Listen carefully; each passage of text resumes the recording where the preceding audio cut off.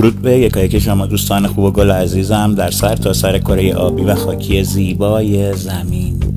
مهرزاد هستم. دوستان عزیزم، نازنین ها، با یک کار دیگه و یه اثر دیگه مطابق همیشه دقایقی در خدمتتون هستم. اگر موافق باشید با هم به اتفاق بپردازیم به موضوع بسیار جالب و حتما کاملا عجیب امروز.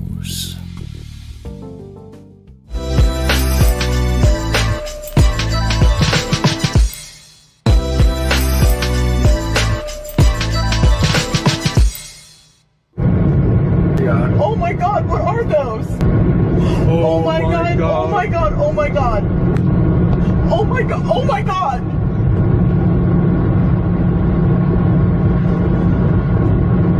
صداهای عجیبی که شنیدید واکنش یک زوج جوان به دیدن این اشیاء پرنده نورانی بود. ماجرا چه چیزیه؟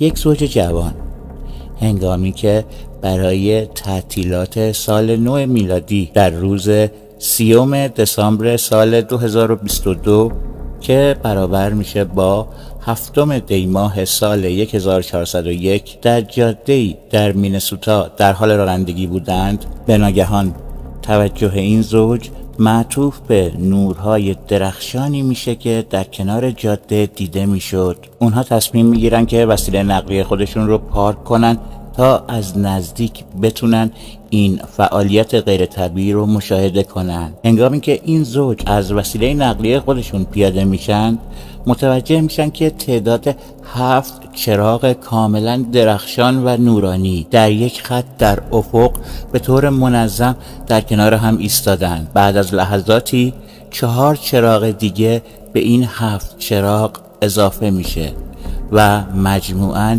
11 چراغ در خط افق دیده میشن. فاصله این زوج با این اشیاء درخشان نورانی بسیار زیاد باید باشه، اما تابش خیره کننده این اشیاء نورانی باعث شده حتی از این فاصله دور هم این اشیاء به خوبی دیده بشن. تابش خیره کننده این اشیاء نورانی من رو یاد یک موردی انداخت که چندی پیش خدمتتون گزارش کردم. خاطرتون میاد؟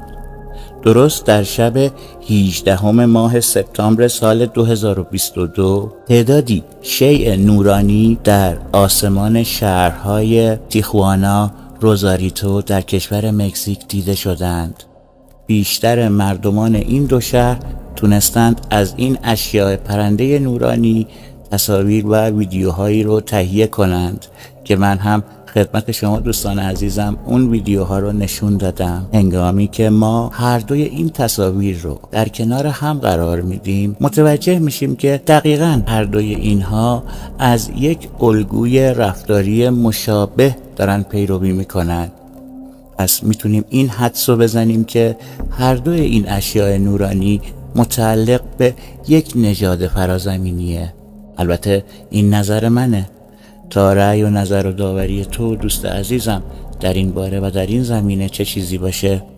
به تاریخ 6 دسامبر سال 2021 15 آذر ماه سال 1401 در 600 کیلومتری قطر، یعنی در شهر دبی، اتفاق بسیار عجیبی در آسمون اون منطقه رخ داده.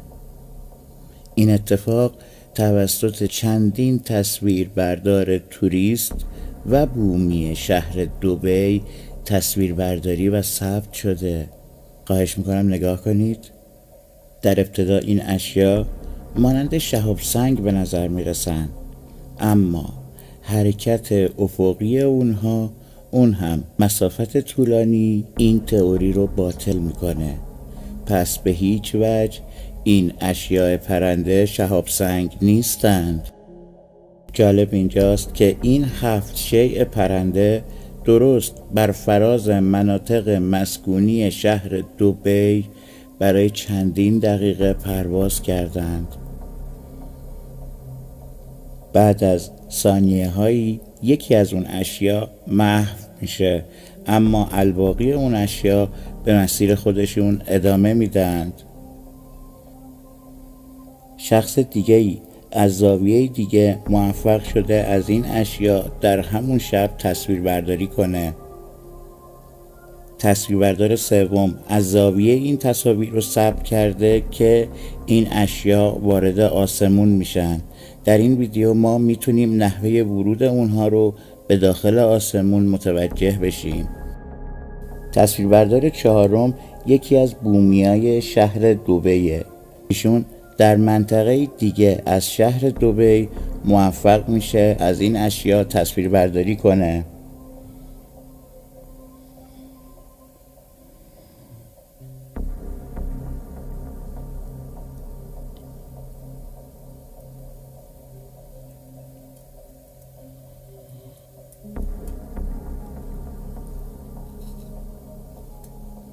تصویربردار پنجم از داخل ویلای خودش موفق میشه از این اجسام پرنده تصویر برداری کنه.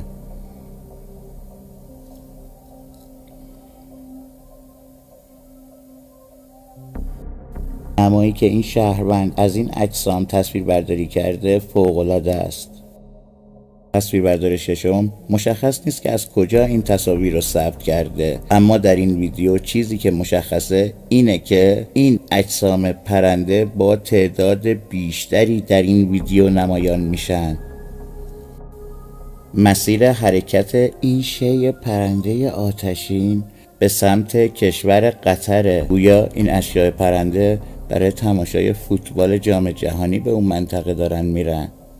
اما دوستان به هیچ وجه گمان نکنید که این اشیاء پرنده فقط در شهر دبی و یا در کشور قطر دیده شدند، بلکه سابقه حضور این شهاب سنگ های پرنده، این شی پرنده آتشین، نمیدونم چی اسمشو بذارم، بهتره بگیم که سابقه حضور این اشیاء پرنده به روی زمین بسیار طولانی تر از اونیه که ما بتونیم حدس بزنیم، چرا که در کشور کانادا، در فلوریدا، در ایالات متحده آمریکا، در برزیل و بار دیگه در شهر تگزاس در ایالات متحده آمریکا بارها و بارها این اشیاء پرنده دیده شدند و تصاویر خیره کننده اونها با دوربین های موبایل ثبت شده.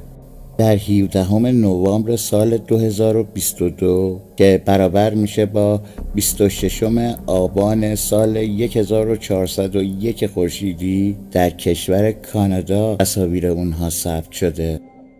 به طرز بسیار غریبی وارد آسمان کشور کانادا میشن و بعد در آسمان کانادا پخش میشن. واقعا که خارق العاده است. نگاه کنید.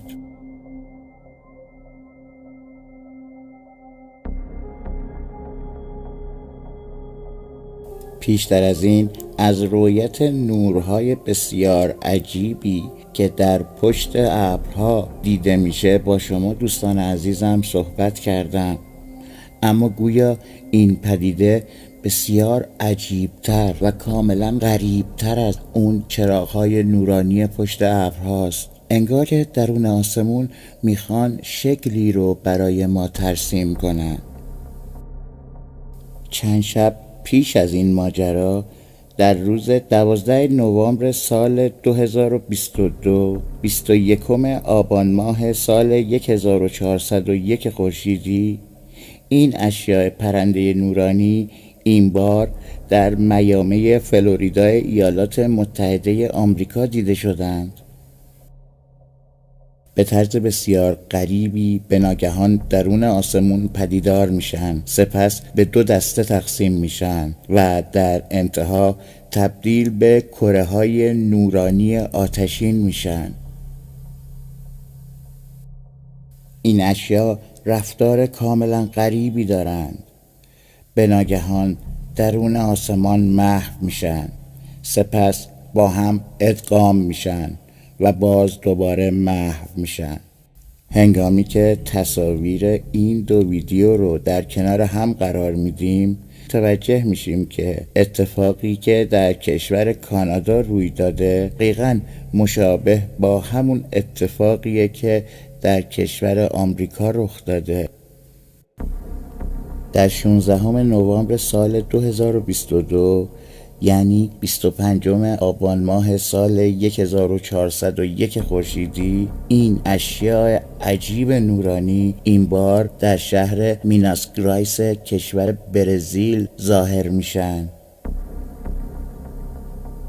در ابتدا اونها 2 شیء پرنده هستند. بعد از اینکه جایگاه خودشون رو درون آسمون پیدا میکنن، به ناگهان یک شیء سوم از ناکجا آباد درون آسمان ظاهر میشه و با هم تشکیل یک 3 ضلعی رو میدن، یک مثلث.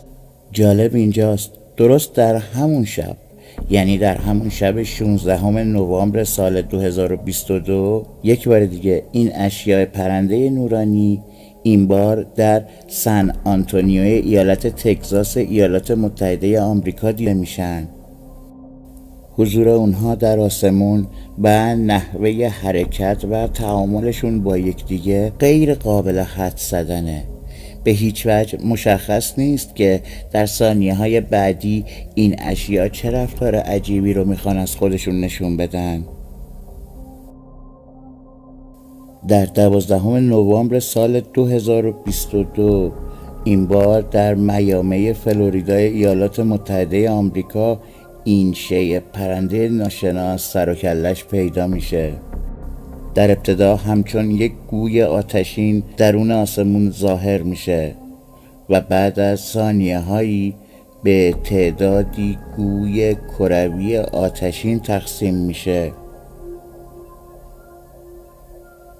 به نظر من دوستان اینها دارن نقشه یک سیستم ستاره‌ای رو به ما نشون میدن. البته این حدس و نظر منه، نمیدونم تا چه اندازه این حدس من درسته.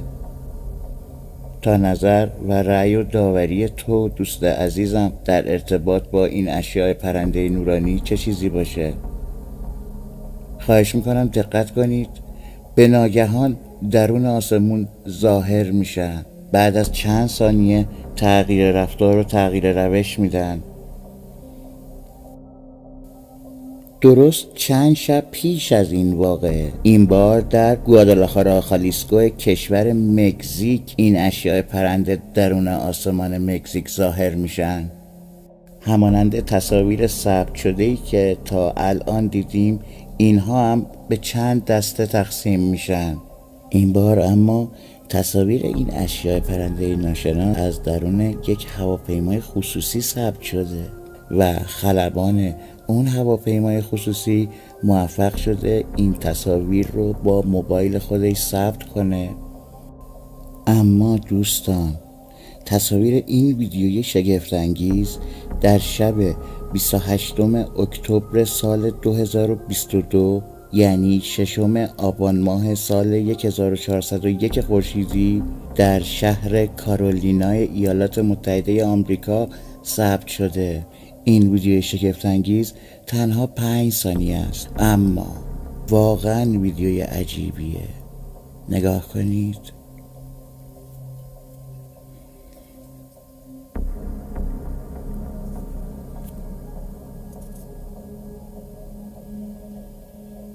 در این ویدیو این شیء پرنده آتشین گویا 4 اسکورت در کنار خودش.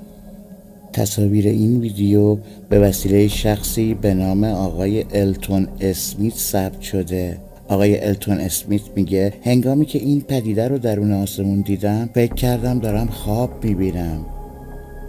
واقعا ماتم زده بود و کاملا حیرت زده داشتم این پدیده رو درون آسمون میدیدم.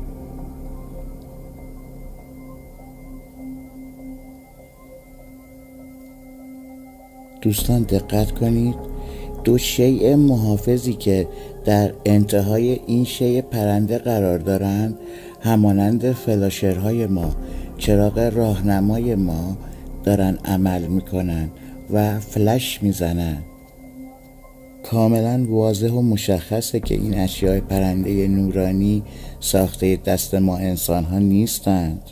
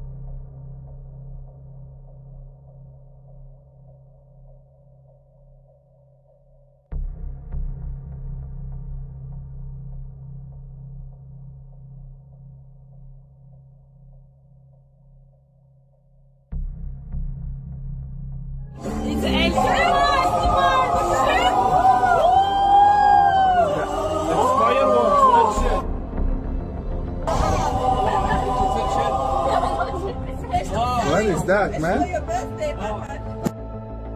What is that? Oh my God! What is that?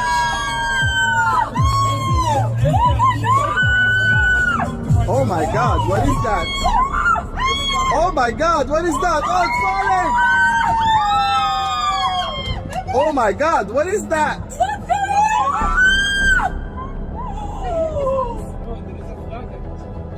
Yeah!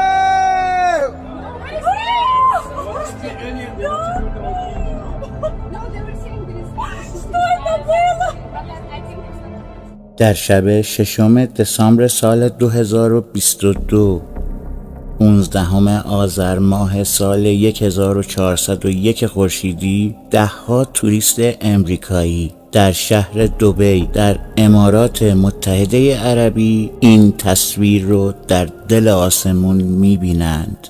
شاید این یکی از واضح ترین تصاویری باشه که از اشیاء پرنده ناشناس در سال 2022 ثبت شده. در ابتدا تعداد اونها 4 تاست. با سرعت به وسط آسمون میرسن. در پایان تبدیل به 3 نور آتشین میشن و برای 1-2 دقیقه با نور بسیار ضعیف در دل آسمون باقی میمونند. چنانچه خاطرتون باشه در کمتر از 1 ماه پیش چندین گزارش از این دنباله‌دارهای آتشین که در اواسط جام جهانی فوتبال در شهر دبی دیده شده بودند برای شما دوستان عزیزم گزارشی رو پخش کردم.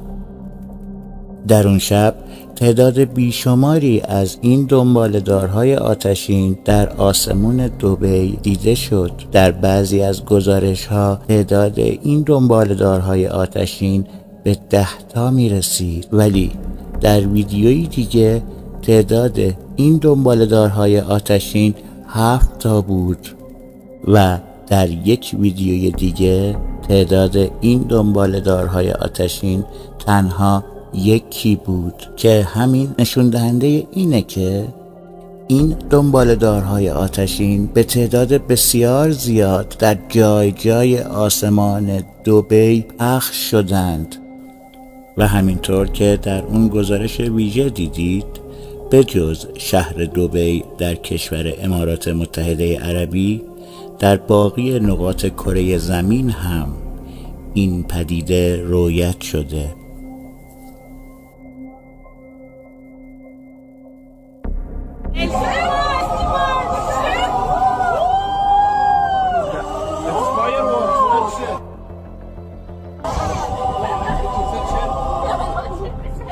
What is that, man? What is that? Oh my God! What is that?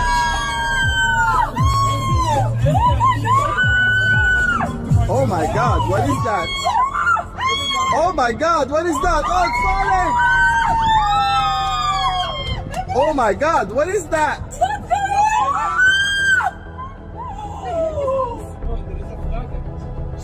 Yeah!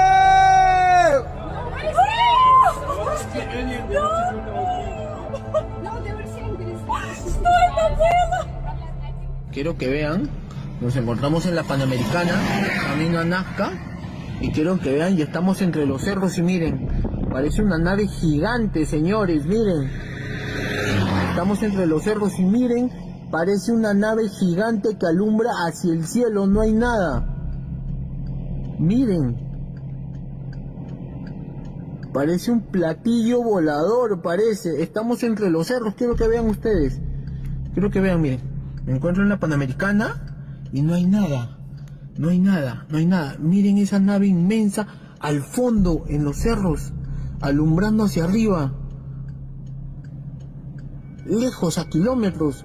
این پدیده عجیب در تاریخ 25 دسامبر سال 2022 یعنی 5 روز مونده به پایان سال 2022 در جاده پانامریکن در نزدیکای شهر ناسکا در کشور پرو دیده شده.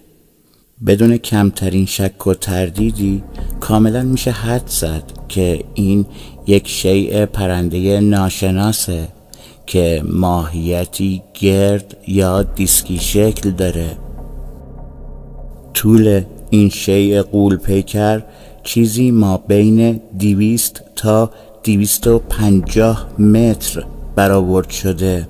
به قدری چراغ‌های این UFO پر نور هستش که حتی شعاع نوری اون به روی ابرها داره تابیده میشه. با کم کردن سرعت ویدیو و همچنین کمی زوم کردن به روی تصویر میتونیم متوجه بشیم که این شی تا چه میزان بزرگ و غول پیکره. همچنین تابش نور خیره کننده اون به روی ابرها کاملا مشخص میشه. قطعاً این یکی از بهترین تصاویریه که از UFO ها در ماه دسامبر سال 2022 منتشر شده. دقیقاً شیئی با همین ویژگی در 8 اکتبر سال 2022 در سن خوزه آلیانزای کشور برزیل مشاهده شده. در اینجا هم میشه به راحتی اون چراغ‌های خیره کننده و پرنور رو تشخیص داد.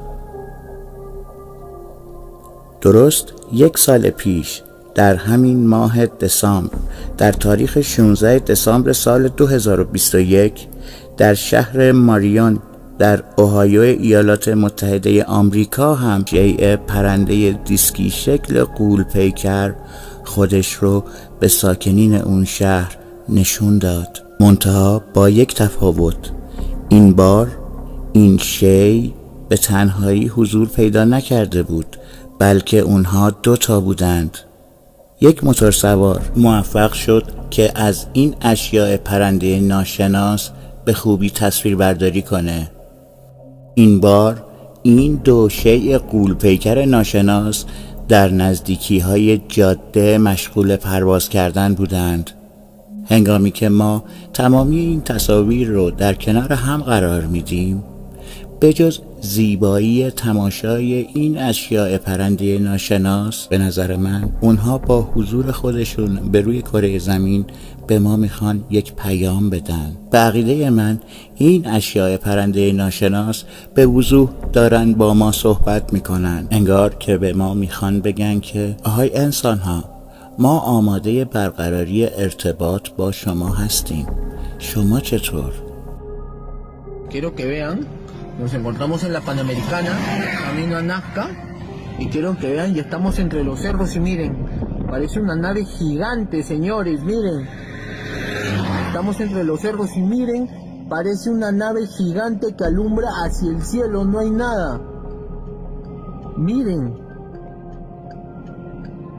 Parece un platillo volador, parece. Estamos entre los cerros, quiero que vean ustedes. Quiero que vean, miren.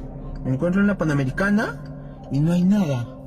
No hay nada, no hay nada. Miren esa nave inmensa al fondo, en los cerros, alumbrando hacia arriba.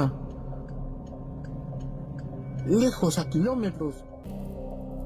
در شب 28 دسامبر سال 2022 که میشه 5 دی ماه سال 1401 خورشیدی، در حوالی ساعت 11 شب در شهر لیما در کشور پرو، هنگامی که آقای راجر چاوز از محل کار خودش به منزل باز میگشت، ناگهان متوجه یک شیء پرنده نورانی میشه که در ارتفاع کمی از پشت بام منازل در گوشه ای از آسمون ثابت و بی حرکت ایستاده بود. با عجله موبایل خودشو در میاره و تصاویری رو که میبینید ثبت میکنه. به نظر میرسه که این شی ساختار UFO های کلاسیک، یعنی شبیه به بشقاب رو داره. در لبه های این شی چراغ‌ها و نورهایی به رنگ آبی رنگ دیده میشه که گویا از خودش نوعی انرژی رو هم داره ساطع میکنه.